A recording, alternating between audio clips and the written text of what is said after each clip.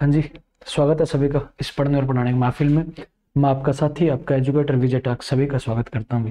देखिए, आज हम बात करने वाले हैं, आप हिंदी मीडियम के अंदर सीएवीप का जो एग्जामिनेशन होता है, असिस्टेंट कमांडेंट जो है गजेटेड पोस्ट है, उसके लिए अगर हम बात करें तो उसमें से मैंने कुछ चीजें सेलेक्टेड की है जहां से ज्योग्राफी से बार बार क्वेश्चन रहते हैं। देखिए, सीएपीएफ को करने के कई तरीके हैं। सीएपीएफ में आप लोग देखा होगा 201 नंबर तक ही हाईएस्ट स्कोर जा पहुंचता है। हम देखते हैं कि 175, 180 ऐसा स्कोर कैसे आ पाता है।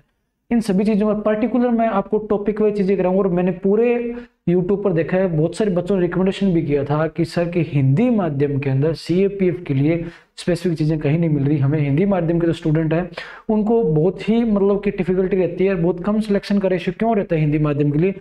उसके पीछे रीजन है कि उनका एनालिटिकल नहीं हो पाता उन चीजों के साथ, क्योंकि इंग्लिश मीडियम में तो बहुत सारे हैं लेकिन हिंदी मीडियम के अंदर बहुत कम लोगों को देखने को मिला है। तो इसी चीज को देखते हुए मैंने ये हिंदी माध्यम के जो स्टूडेंट है, जो असिस्टेंट कमांडेंट देना चाहते हैं, जो डिफेंस में जाने जिनका सपना है, उनके लिए मैं स्पेसिफिक रूप से आपको सीएपीएफ के लिए स्पेशल क्लास प्रोवाइड कराऊंगा। और बेझिझक रहिए, पूरी कंप्लीट करूंगा, कोई पेड नहीं करूंगा, कोई पेड बैच नहीं होगा हमारा। सिर्फ आपको कंप्लीट सीएपीएफ मैं पर्टिकुलर आपको दिखाऊंगा। आज जैसे हम थ्योरी करेंगे अक्षांश देशांतर, तो इस अक्षांश देशांतर से पर्टिकुलर कितने क्वेश्चन आए हुए हैं, उसके बाद कल मैं आपको बकायदा क्वेश्चन लेके साथ नेक्स्ट क्लास में मैं आपको दिखाऊंगा मैपिंग से कैसे क्वेश्चन आ रहे हैं। वो सारी चीजें बकायदा आपको प्रूफ के साथ दिखाऊंगा। और एक ही पोर्शन को अगर थोड़ा सा ढंग से कर लेते हो, वहां से 2 से 3 क्वेश्चन सीडीएस और सीएपीएफ के जो बच्चे हैं डिफेंस में जाना चाहते हैं यूपीएससी के थ्रू, उन बच्चों को मैं बता दूं हिंदी मीडियम के अंदर मैं आपको स्पेसिफिक रूप से पूरा पूरा एनसीईआरटी के विद कटिंग आपको दिखाऊंगा कि एक ही पोर्शन से सबसे ज्यादा क्वेश्चन देखने को मिल रहे हैं। आ रही बात समझ में? तो चीजों पर ज्यादा बात ना करते हुए अपन स्टार्ट करते हैं। सिर्फ पहला टॉपिक आपको दिखाई दे रहा हो अक्षांश और देशांतर, यहाँ से रैंडमली 1 से 2 सवाल रहते हैं। देखिए, सबसे पहले आपको नाम दिखाई दे रहा है अक्षांश देशांतर। इंग्लिश में से बोलते हैं लॉन्गिट्यूड और लैटिट्यूड। आ रही बात समझ में? लॉन्गिट्यूड और लैटिट्यूड का मतलब क्या होता है? देखिए, जब बात करता हूं मैं अक्षांश देशांतरों की,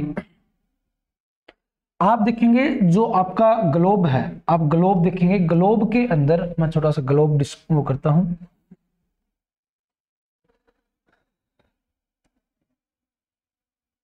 ये आपका छोटा सा एक ग्लोब है, ठीक है।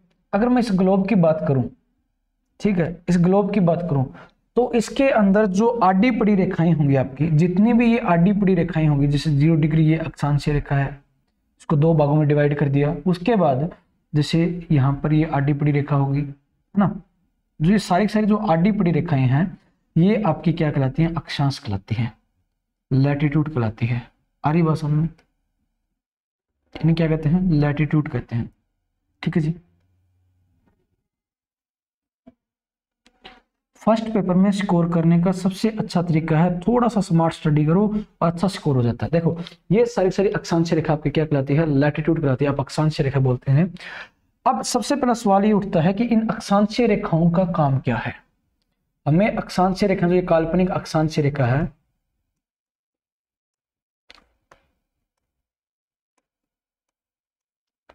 तो ये काल्पनिक जो अक्षांशीय रेखा है, ये इनकी हमें आवश्यकता ही क्यों पड़ी?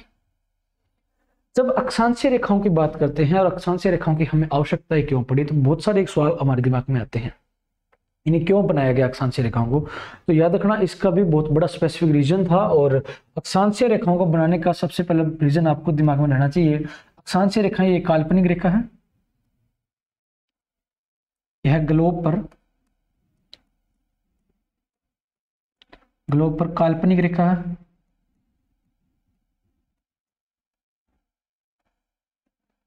आरी बात में पहली बात तो दिमाग में रखना, ये सारी सारी क्या है? काल्पनिक रेखा है। इसकी हमें आवश्यकता क्यों पड़ी? तो दूसरी चीज आपके सामने रहेगी, इनकी हमें आवश्यकता क्यों पड़ी? तो याद रखना आपको, समय बताने के लिए, समय ना बोलकर अभी हम बोलोगे तापमान बताने के लिए, तापमान बताने के लिए,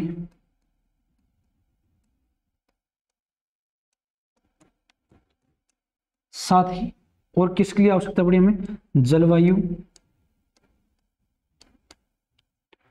जलवायु का वर्णन करने के लिए। और इसी के साथ साथ हम वायुदाब पेटियों को, वायुदाब पेटियों, पेटियां बताने के लिए,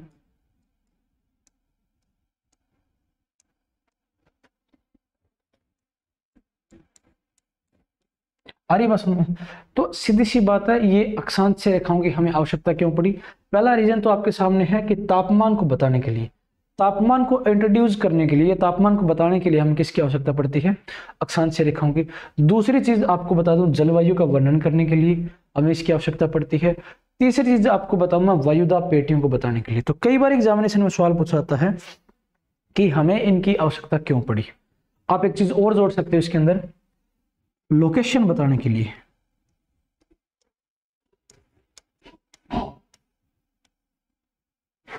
ठीक है जी, लोकेशन बताने के लिए भी इसकी हमें आवश्यकता पड़ी है, आपका स्थान बताने के लिए भी आवश्यकता पड़ती है इनसे। आ रही बात समझ में? तो सबसे पहला रीजन कि हमें अक्षांशों की आवश्यकता क्यों पड़ी, तो अक्षांशों की आवश्यकता ये काल्पनिक रेखाएं हैं। दूसरे में तापमान, जलवायु और जलवायु के साथ वायुदाब पेटियों का वर्णन करने के लिए हमें इसकी आवश्यकता पड़ी। आई होप आप यहां तक समझ पा रहे होंगे। डायरेक्ट एग्जामिनेशन में सवाल देखने को मिलते हैं इन स्टेटमेंट्स पर। आ रही बात समझ में? अब बात करते हैं इन अक्षांशों की। तो अक्षांशीय रेखाएं कितनी है टोटल ग्लोब के अंदर? जब बात करते हैं अपन, देखिए जब अक्षांशीय रेखाओं की बात करते हैं,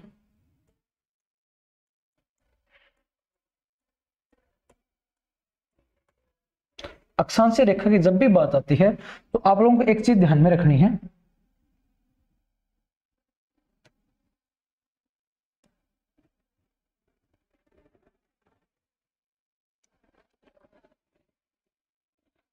ग्लोब के अंदर अगर अक्षांशीय रेखाओं की जब भी बात आती है तो याद रखना ये क्या होती है? एक अर्धवर्त होती है। क्या होती है ये? अर्धवर्त होती है।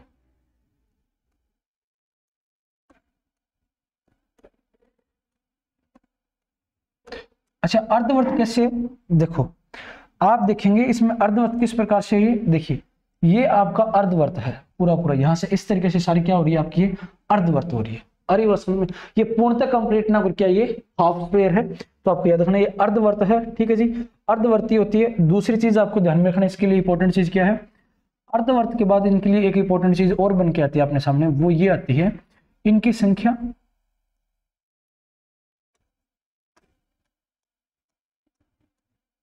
इनकी संख्या टोटल, अगर इनकी संख्या देखें तो आप देखेंगे यहां पर ग्लोब के अंदर, जो आपका ये ग्लोब के अंदर यहां पर आप देखोगे 0 डिग्री अक्षांश रेखा है, तो आप ऊपर की ओर जाओगे, यहां से ऊपर नॉर्थ पोल की ओर, नीचे आप साउथ पोल की ओर आओगे, तो यहां पर 90 अक्षांश ऊपर दिखाई देंगे आपको, 90 अक्षांश आपको क्या है? नीचे दिखाई देंगे। अरे बस में 0 के बाद यहां पर ये 0 डिग्री है, 0 डिग्री के बाद 1 से लेकर आपको 90 तक ऊपर दिखाई देंगे, 90 तक ही नीचे दिखाई देंगे। अरे बस में तो 90 और 90 कितने हो टोटल? 180 हो गए ना। तो सीधी सी बात है, अगर मैं अक्षांशीय रेखाओं की बात करूं टोटल इनकी संख्या की, इनकी संख्या 180 है। आरी बसम में 180 है, लेकिन मैंने इसके साथ क्या नहीं इंक्लूड किया? 0 डिग्री अक्षांशीय रेखा को इंक्लूड नहीं किया।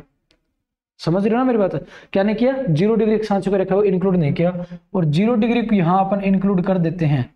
0 डिग्री अक्षांशीय रेखा को इंक्लूड करने के बाद अब इनकी टोटल संख्या कितनी होगी? 181। तो कितनी होगी कुल अक्षांश? कितनी होगी कुल अक्षांश? कितनी होगी? तो कुल अक्षांश आपको हो गए 181। अरे भाषण में अब आपसे पूछ ले अक्षांशीय लाइन कितनी है, लैटिट्यूडनल लाइंस कितनी है। देखिए एक चीज हमेशा याद रखना कि जो ये आप ग्लोब देखते हो तो यहां पर ये पोल वाला रीजन है, यहां पर ये बिंदु भी काउंट किया जाता है अक्षांशों में, और ये बिंदु भी काउंट किया जाता है। आर्य भाषण में ये बिंदु भी काउंट और ये बिंदु भी काउंट। अगर ये बिंदु काउंट किए जाते हैं तो इसका मतलब 181 हो गया। लेकिन अगर आपसे पूछ ले अक्षांशीय लाइन कितनी है, ये लाइनें पूछ ले कितनी है, ये तो टोटल अक्षांश हो गए ना, ये बिंदु काउंट किए जाएंगे तो। लेकिन आपसे पूछ ले लाइन्स कितनी है, तो लाइन आपको याद रखना है। तो अगर ये दो बिंदु इसमें से माइनस कर दे तो याद रखना लैटिट्यूडनल लाइनें कितनी है।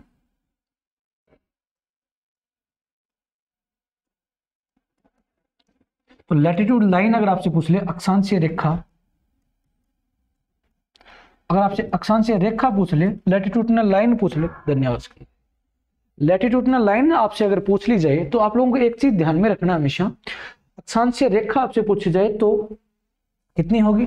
तो अक्षांशीय रेखा के अंदर हम बात करेंगे तो सबसे पहले हमने देखा कि यहाँ 181 थी, तो 181 में से वो 2 घटा देंगे, कितना? वो 2 आपके बिंदु घटा देंगे इसमें से, कितना? दो बिंदु आपके घटा देंगे इसमें से, तो कितना हो जाएगा याद रखना 179। कितनी हो जाएगी जी? 179, तो आपको याद रखना है। तो कुल अक्षांश रेखा आपसे पूछ ली जाए तो कितनी है, 179 है, लेकिन आपसे अक्षांश पूछ ली जाए तो कितनी है जी, 181। यहां तक समझ पा रहे होंगे आप लोग, है ना। आई होप यहां तक आप लोग समझ पा रहे होंगे। मेरे कहने का मतलब क्या है कि अक्षांशीय रेखा और अक्षांश दोनों में फर्क है। अक्षांश के अंदर वो बिंदु पॉइंट जो है पोल रीजन वाले इंक्लूड किए जाते हैं, जबकि अक्षांशीय रेखा में पोल जो बॉल है वो इंक्लूड नहीं किए जाते हैं। तो अक्षांशीय लाइन कितनी होगी, 179, वहीं पर अक्षांशों की संख्या कितनी होगी, 181। आ रही बस में, यहां तक चीजें क्लियर हो पाई होगी, है ना। तो आगे चलते हैं, अब एक चीज और नोटिस करते हैं अपन। तो यहां पर हमने देखा अक्षांशीय लाइन और अक्षांशों के बारे में। अब आते हैं अपन छोटा सा ग्लोब बना ही लेते हैं एक और, ठीक है ना। तो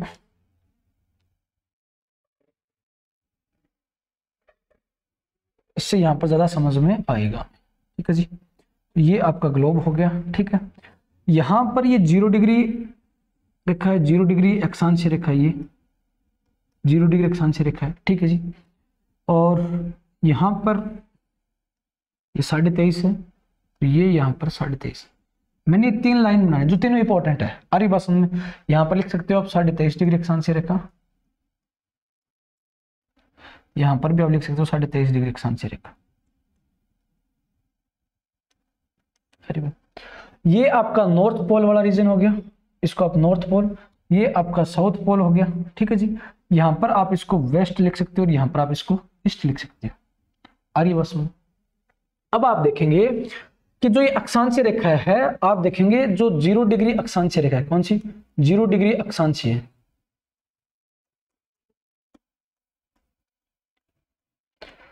ये ग्लोब को 2 भागों में विभाजित करती है।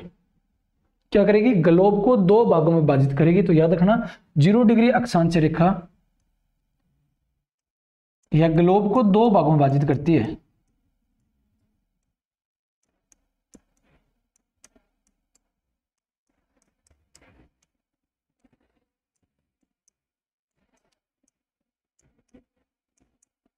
आरी बात सुनो, 2 भागों में विभाजित करती है। आप देखेंगे इसे भूमध्य रेखा भी कहते हैं। क्या कहते हैं, भूमध्य रेखा, भूमध्य रेखा, क्योंकि ये बिल्कुल 2 भागों में डिवाइड करे, इसलिए क्या इसे भूमध्य रेखा कहते हैं। इसका दूसरा नाम और क्या है, तो इसका दूसरा नाम एक चीज और याद रखना आपको, इसे इक्वेटर भी कहा जाता है। क्या कहते हैं, इक्वेटर भी कहा जाता है, या विषुवत रेखा भी कहते हैं। ऐसा क्यों, अकेले इसे विषुवत रेखा क्यों कहा गया, बाकी किसी को क्यों नहीं कहा गया। सवाल मेरा आपसे ये है कि इसे विषुवत रेखा क्यों कहा गया और किसी को क्यों नहीं कहा गया।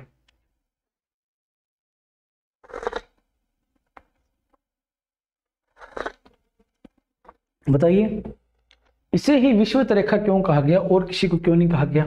देखिए, जब बात आती है विषुवत रेखा की, हमेशा याद रखना सूर्य की किरणों का लंबवत होना क्या कहलाता है, विषुव कहलाता है। अगर सूर्य किरणें कहां पर परपेंडिकुलर हो रही है, किसी भी स्थान पर आप लंबवत हो रही सूर्य किरणें, तो उस स्थान को हम क्या कहते हैं, विषुवत आप बोलते हो। उस सूर्य की किरणों को लंबवत होना क्या कहलाता है, विषुव कहलाता है, इक्विनॉक्स कहलाता है। आर्य भाषा में सपोज दैट कि जून के महीने में कर्क रेखा सूर्य किरणें लंबवत रहती है पूर्णतः, तो हम बोल सकते हैं जो सूर्य किरणें हैं जो जून के महीने में कहां लंबवत है, तो कर्क रेखा पर, तो इसलिए इसे विषुव कहते हैं। आर्य भाषा में तो सूर्य की किरणों का लंबवत होना विषुव कहलाता है। और पूरे साल लगभग सूर्य की किरणें कहां लंबवत रहती है, तो भूमध्य रेखा पर रहती है। आपको याद रखना है भूमध्य रेखा पर पूरे साल लगभग सूर्य की किरणें लंबवत रहती है, इसलिए इसे हम क्या कहते हैं, विषुवत रेखा कहते हैं। आर्य भाषा में तो विषुवत रेखा क्यों कहते हैं, सूर्य की किरणों का लंबवत होना, सूर्य की किरणों का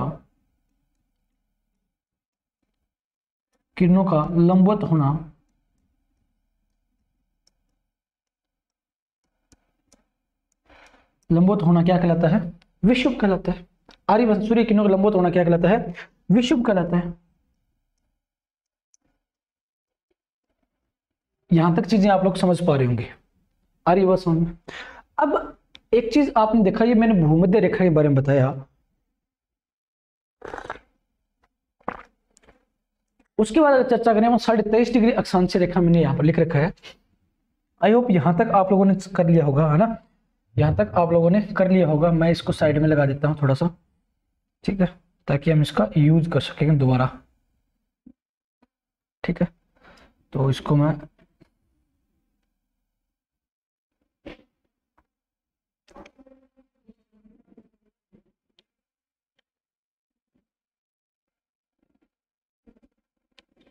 ठीक है जी। अब हम बात करें किस पर, अब बात करते हैं 23.5 डिग्री अक्षांश रेखा पर। किस पर जी? 23.5 डिग्री अक्षांश रेखा पर। ठीक है, तो 23.5 डिग्री अक्षांश रेखा की अगर चर्चा करिए अपन,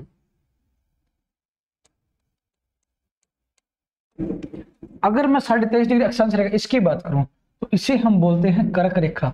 क्या बोलते हैं? कर्क रेखा। आर्य भाषा में इसे हम बोलते हैं कर्क रेखा।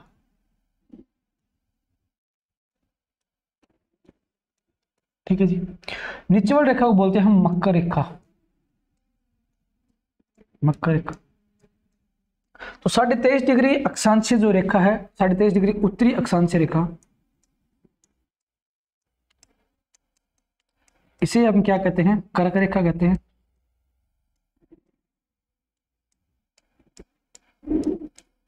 क्या कहते हैं? कर्क रेखा कहते हैं। तो एग्जाम में कई बार सवाल आता है, कर्क रेखा जो है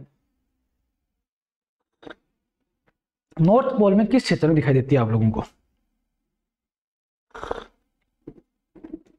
है ना? तो ये आपकी कर्क रेखा जो उत्तरी अक्षांश से 23.5 डिग्री अक्षांश रेखा जो आपकी कर्क रेखा है। अब कर्क रेखा यहां पर क्यों बनी? देखो, सूर्य की किरणें इस क्षेत्र तक ही लंबवत हो पाती है, नॉर्थ पोल में यहां तक लंबवत हो पाती है, इसके बाद लंबवत नहीं हो पाती, इसीलिए इस रेखा को 23.5 डिग्री को ही चुना। तो सवाल कई बार दिमाग में आता है ना कि 23.5 को ही क्यों चुना, जबकि 24 भी चुन सकते थे, 25 भी चुन सकते थे। अरे बस 23.5 को क्यों चुना? क्योंकि यहां तक ही सूर्य की किरणें क्या हो पाती है? लंबवत हो पाती है।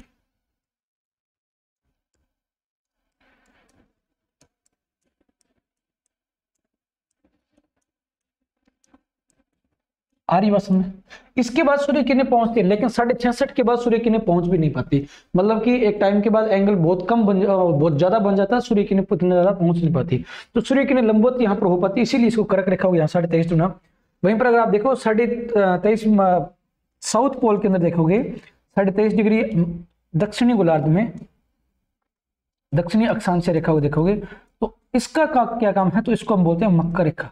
आर्यवासन क्या बोलते हैं? मकर रेखा। ठीक है जी, इसे क्या बोलते हैं? मकर रेखा। तो उत्तरी अक्षांश रेखा जो है, इस पर सूर्य की किरणें कब लंबवत होती है? तो आपको याद रखना 21 जून को। यह सवाल बहुत बार पूछा गया है। तो सूर्य का जो उत्तरायण होता है, सूर्य का कंप्लीटली जो उत्तरायण होता है वो कब होता है? तो आपको याद रखना 21 जून को। यह सवाल बहुत बार पूछा गया है, सूर्य का उत्तरायण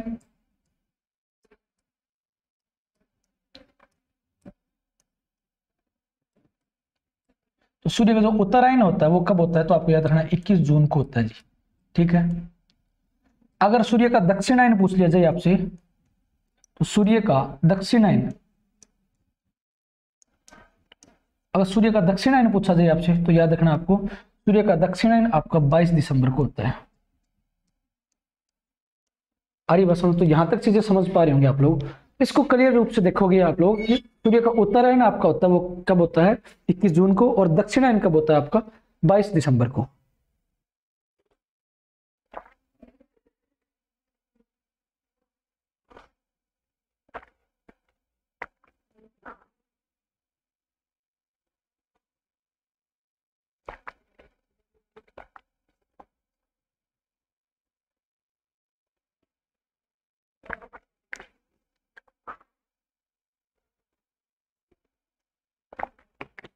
आगे चलते हैं, यहां तक चीजें आप लोगों को क्लियर हो पाई होगी। अब एक चीज देखेंगे, जो अक्षांश रेखा आपने देखी है तो उनके बीच में अगर मैं बात करूं और चीजों की, 23.5 देख लिया आपने। अब बात करते हैं 66.5 डिग्री अक्षांश रेखा की। 66.5 डिग्री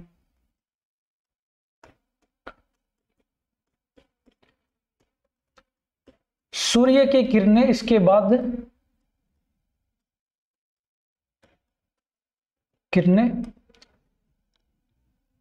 इसके बाद क्या है? पहुंच नहीं पाती, इसके बाद आप परपेंडिकुलर नहीं जा पाती। ठीक है जी।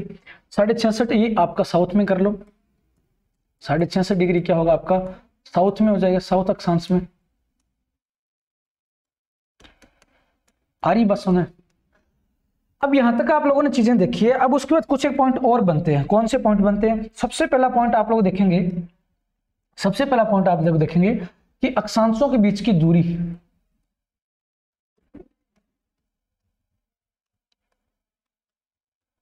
के बीच की दूरी,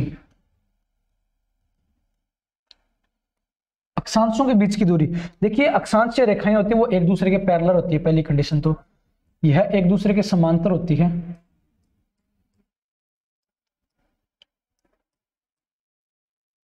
आ रही बस, यह क्या होती है, एक दूसरे के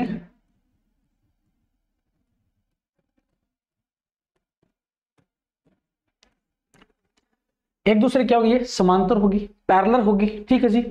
उसके बाद इनके बीच की जो दूरी है, अगर उसकी बात करें अपन, दो अक्षांशों के बीच की दूरी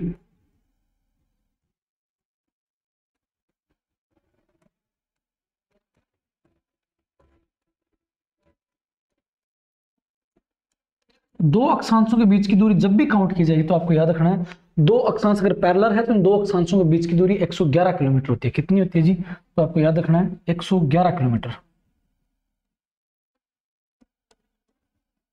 आ रही बसन में, तो दो अक्षांशों के बीच की दूरी कितनी होगी, 111 किलोमीटर। कई बार एग्जामिनेशन में सवाल पूछा था ऐसा कि दो अक्षांशों के बीच की दूरी कितनी है, 111, और ये पैरेलल है, समांतर है, इसलिए इनके बीच की दूरी, आप 0 डिग्री से आप नॉर्थ पोल की ओर चले जाओ या साउथ की ओर आओ, आपको दूरी हमेशा सेम मिलेगी। तो आपको याद रखना है ये बिना चेंज होने वाली दूरी, आप बोल सकते हो फिक्स है। आप फिक्स के लिए आप शब्द यूज कर सकते हो, आप बोल सकते हो इसके लिए ये हमेशा फिक्स रहती है।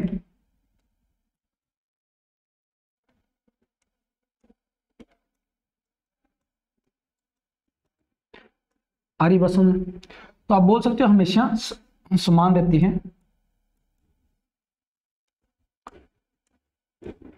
तो आप किसी भी अक्षांश में चले जाओ आपको ये दूरियां हमेशा समान दिखाई देगी। आ रही बात समझ में, तो ऐसे सवाल रैंडमली पूछे जाते हैं और बेसिक क्वेश्चन है, और हम इस पर बात बिल्कुल नहीं सोचते कि इनके बीच की दूरी कितनी, 111 किलोमीटर है और ये हमेशा समान रहते हैं। पैरेलल लाइंस कौन सी होती थी, ये आपकी पैरेलल लाइंस है। आ रही बात समझ में, यहां तक समझ पा रहे होंगे आप लोग। तो हमने देखा अक्षांश, पहली कंडीशन हमने क्या देखी अक्षांशों के बारे में, तो अक्षांश का यूज क्या है, तो तापमान, जलवायु और वायुदा पेटियां और लोकेशन बताना, ठीक है जी। लोकेशन के लिए हम देशांतर भी यूज करते हैं रैंडमली। उसके बाद हम बात करते हैं कि अक्षांश जो रेखा है ये काल्पनिक रेखा है, 0 डिग्री अक्षांश रेखा भूमध्य रेखा है जी। अरे बस 0 डिग्री अक्षांश रेखा आपकी क्या है, भूमध्य रेखा है। जो भूमध्य रेखा 0 डिग्री अक्षांश रेखा आपकी भूमध्य रेखा है वो आपकी ग्लोब को दो भागों में विभाजित करी, इसलिए इसका नाम भूमध्य पड़ा। उसका दूसरा नाम हमने देखा विषुवत रेखा भी कहते हैं। क्यों कहते हैं इसे विषुवत रेखा, क्योंकि सूर्य की किरणों का लंबवत होना क्या कहलाता है, विषुव कहलाता है। अरे बस में सूर्य की जब किरणें लंबवत होती है उसे क्या कहते हैं, विषुव कहते हैं। इसलिए पूरे वर्ष जो है, पूरे साल के अंदर सूर्य की किरणें जो लंबवत रहती है वो किस पर रहती है, 0 डिग्री अक्षांश रेखा पर लंबवत रहती है। उसके बाद हम बात करते हैं, इसलिए इसे विषुवत रेखा कहते हैं। 23.5 डिग्री अक्षांश रेखा है वो आपकी कर्क रेखा, वहीं पर साउथ पोल के अंदर 23.5 डिग्री अक्षांश रेखा की आपकी मकर रेखा है। ऐसा क्यों कि 23.5 को ही चुना गया, क्योंकि 23.5 के बाद क्या सूर्य की किरणें लंबवत नहीं हो पाती। अरे बस में साउथ हो चाहे नॉर्थ हो। अरे बस में तीसरी चीज हमने क्या पढ़ी, तीसरी चीज हमने पढ़ी कि सारी समांतर एक दूसरे के पैरेलल है, इनके बीच की दूरी हमेशा समान रहती है। और इनके बीच की दूरी की जब समानता की बात आती है तो 111 किलोमीटर इनके बीच की दूरी समान रहती है। अरे बस तो कई बार एग्जामिनेशन में ऐसा सवाल देखने को मिलता है कि समांतर रेखाएं कौन सी है, या फिर आपसे पूछ ले 111 किलोमीटर की दूरी किन रेखाओं के मध्य में समान पाई जाती है, तो अक्षांशीय रेखाओं के मध्य हमेशा 111 किलोमीटर की दूरी समान पाई जाती है। आ रही बात समझ में, यहां तक चीजें समझ पा रहे होंगे आप लोग, है ना। तो हमने यहां पर अक्षांश को कवर किया। अब हम बात करते हैं देशांतरों पर। आ रही बात समझ, तो देशांतरों की जब चर्चा करते हैं, और अगर इसके अक्षांश रेखा की अगर बात करूं तो भारत के अंदर कर्क रेखा की अगर बात कर लेते हैं, कर्क रेखा अगर भारत की बात करें अपन कर्क रेखा की, तो याद रखना इंडिया के अंदर जो कर्क रेखा है सबसे पहले कहां से गुजरती है, तो गुजरात। गुजरात के बाद आप देखोगे कहां पर आती है, राजस्थान। कहां पर आती है, राजस्थान। राजस्थान के बाद आप देखोगे मध्य प्रदेश। मध्य प्रदेश के बाद आप देखोगे छत्तीसगढ़।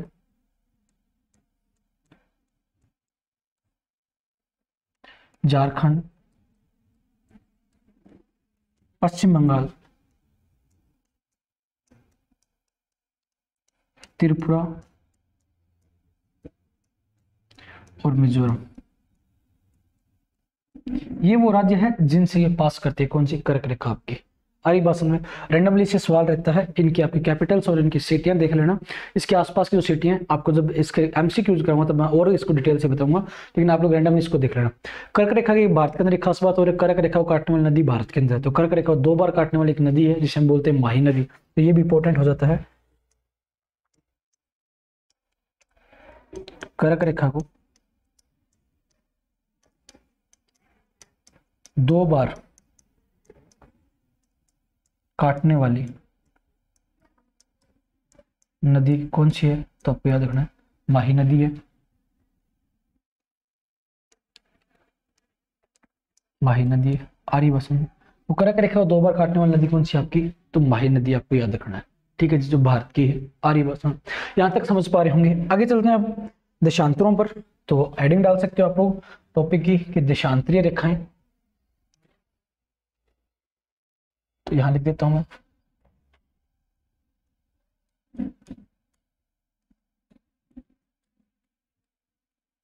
ठीक है जी, तो कई बार सवाल देखने को मिलता है देशांतरीय रेखाओं से भी, तो देशांतरीय रेखाएं हैं ये। देशांतरीय रेखा जो है, पहली बात तो ये कि इनका यूज क्या है। अगर इनके यूज की बात करें देशांतरीय रेखाओं की, तो इनका यूज क्या है, ये भी सवाल एग्जामिनेशन में पूछा जाता है आपसे। तो आप देखें मैं देशांतरीय रेखाओं ड्रॉ करता हूं, यहां से ये काल्पनिक रेखा बना देता हूं मैं। ये है आपकी 0 डिग्री देशांतरीय रेखा।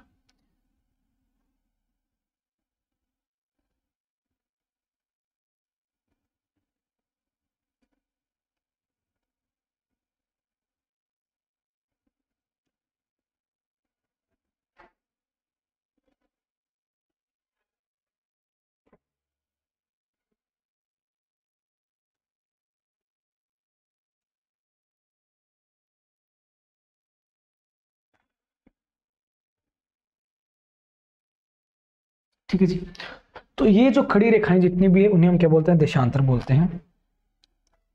इन्हें क्या बोलते हैं, लॉन्गिट्यूड।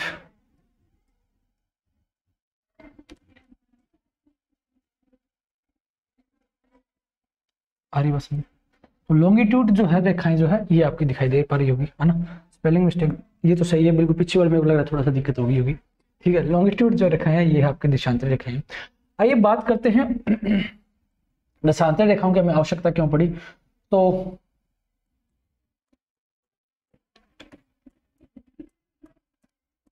देशांतरी रेखा की जब बात करते हैं तो देशांतरी रेखा सबसे पहले आपके सामने सवाल रहेगा, इनका यूज लोकेशन बताने के लिए। ठीक है जी, तो लोकेशन बताने के लिए इनका यूज किया जाता है।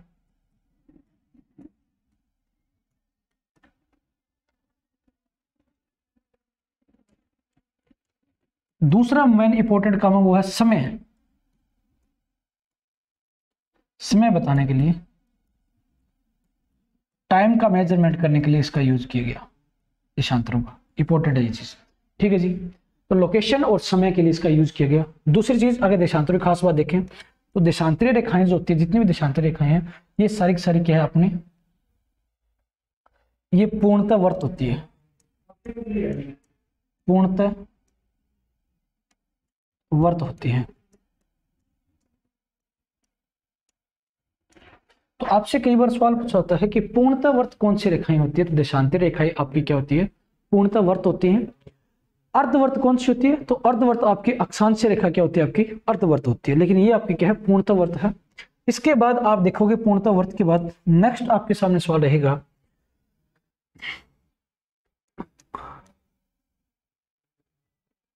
नेक्स्ट अगर आपके सामने सवाल की अगर बात करूं मैं, तो अगला जो आपके सामने सवाल रहेगा वो क्या रहेगा,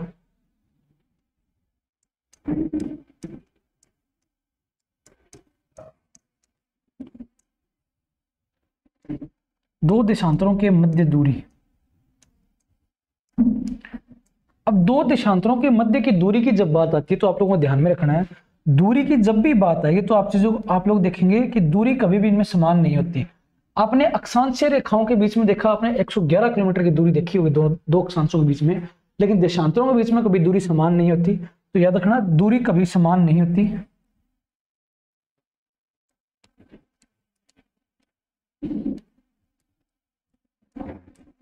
0 डिग्री देशांतरीय रेखा पर 0 डिग्री, तो 0 डिग्री अक्षांश रेखा पर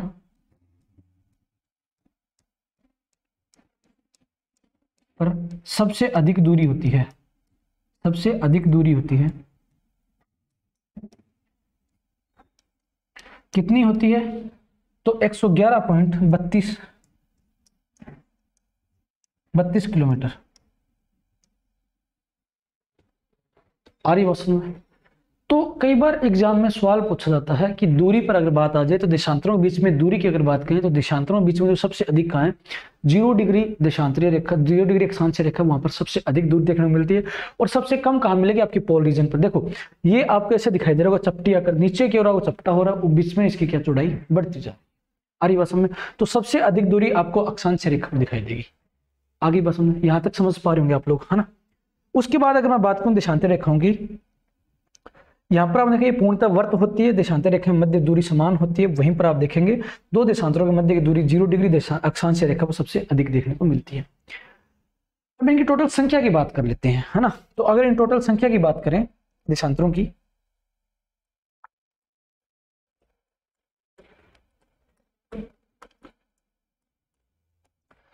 तो कुल संख्या की अगर मैं बात करूं,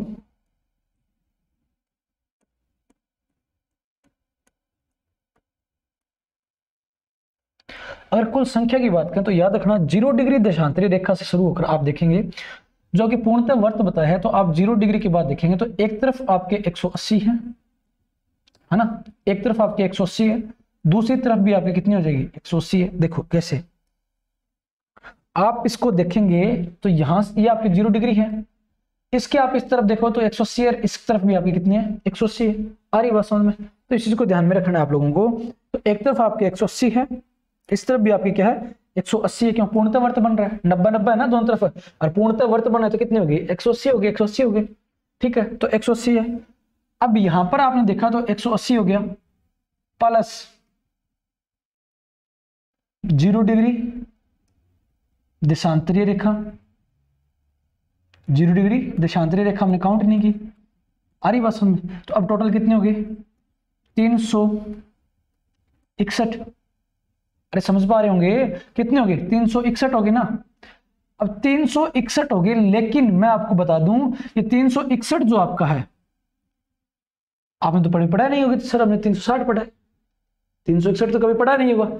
लेकिन आपको बता दूं जो 180 है वो 2 बार काउंट हुई है एक जगह। 180 है वो क्या हुई है? 2 बार काउंट हुई है। तो आप एक इसमें से क्या कर दोगे? माइनस कर दोगे। आगे बात समझ में? तो उसके बाद आप देखो कितनी होगी? 360 होगी। तो टोटल देशांतर कितने हो गए आपके?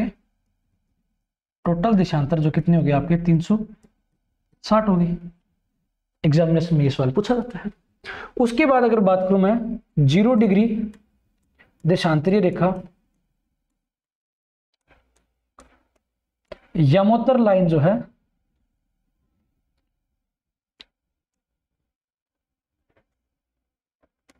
यह यमोत्तर लाइन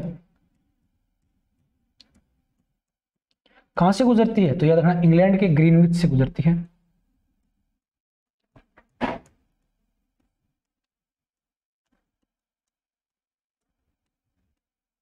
तो इंग्लैंड के ग्रीनविच से गुजरती है।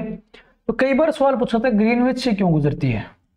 जब भूगोल निर्माता थे, भूगोल भी खाते थे, जो अब जब इन देशांतर रेखाओं के बारे में चर्चा कर रहे थे तो ये ग्रीनविच नामक स्थान पर लैब थी भूगोल की, जियो लैब थी, और इसी जियो लैब में चर्चा करें तो वहीं से सबसे पहले रेखा गुजरी 0 डिग्री देशांतरीय रेखा। तो इसीलिए यहाँ पर ग्रीनविच नामक स्थान से गुजरती है। उसके बाद आपसे पूछ ले अंतरराष्ट्रीय तिथि रेखा या समय रेखा कौन सी है? तो अंतरराष्ट्रीय समय रेखा कौन सी है आपकी? तो याद रखना अंतरराष्ट्रीय समय रेखा आपकी 180 डिग्री देशांतरीय रेखा होगी। कितनी है जी? 180 डिग्री देशांतरीय रेखा है। आ रही बात समझ? तो 180 डिग्री देशांतरीय रेखा आपकी क्या है जी? यमोत्तर रेखा है, जो आपके समय बताती है। अब कई बार एग्जामिनेशन में सवाल क्या पूछा जाता है? एग्जामिनेशन में सवाल पूछा जाता है जो 180 डिग्री देशांतरीय रेखा है वो कौन सी जल संधि से गुजरती है? ये सवाल देखने को मिलता है रैंडमली, ये सवाल बहुत बार देखने को मिला है। तो कई बार सवाल ये देखने को मिलता है कि कौन सी मतलब जल संधि से गुजरती है, तो आपको याद रखना है ये जो है बेरिंग जल संधि से गुजरती है। किससे गुजरती है, याद रखना, बेरिंग जल संधि से।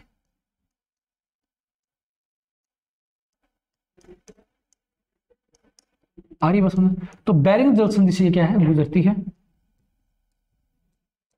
तो ये चीज आप लोगों को ध्यान में रखनी है हमेशा कि अंतरराष्ट्रीय जो समय रेखा है वो 180 डिग्री दिशांतर रेखा निर्धारित करती है और किससे गुजरती है, बेरिंग जल संधि से गुजरती है। अरे बस अब सवाल रहता है कि भारत में कौन सी यामोत्तर रेखा समय को बताती है, तो याद रखना भारत के अंदर, भारत में 82.5 डिग्री देशांतरीय रेखा, 82.5 डिग्री देशांतर रेखा समय को बताती है। समय रेखा या टाइमलाइन के नाम से भी जानते हैं। 82.5 डिग्री देशांतर रेखा हम समय रेखा या टाइमलाइन के नाम से भी जानते हैं। ये चीज आप लोगों को ध्यान में रखनी है। आरी पसंद ऐसे सवाल एग्जामिनेशन में पूछे जाते हैं। ठीक है जी, तो अब आपको पता चल गया कितनी देशांतर रेखाएं हैं, कितनी अक्षांश रेखा है, इनके यूजेज क्या है, कैसे काम करती है। और यहाँ से एक सवाल रहता ही रहता है, आप बता दो, यहाँ से एक सवाल रहता ही रहता है। आप देखेंगे सीएपीएफ के अंदर हमेशा सवाल देखने को मिलता है, असिस्टेंट कमांडेंट के अंदर ये अक्षांश देशांतर से एक सवाल देखने को मिलता है। अरे बस में आई होप यहाँ तक आप लोग सारी चीजें समझ पा रहे होंगे, है ना। तो आज के लिए इतना काफी है। नेक्स्ट क्लास में आपको एमसीक्यूज कराऊंगा सीएपीएफ के अंदर आए हुए विद थ्योरी। आपने थ्योरी देख लो, उसके बाद हम इसके कारण को देखेंगे कि एमसीक्यूज किस तरीके से दिखाई देंगे आपको। ठीक है, तो आज के लिए इतना काफी है। जय हिंद, जय भारत, धन्यवाद जी।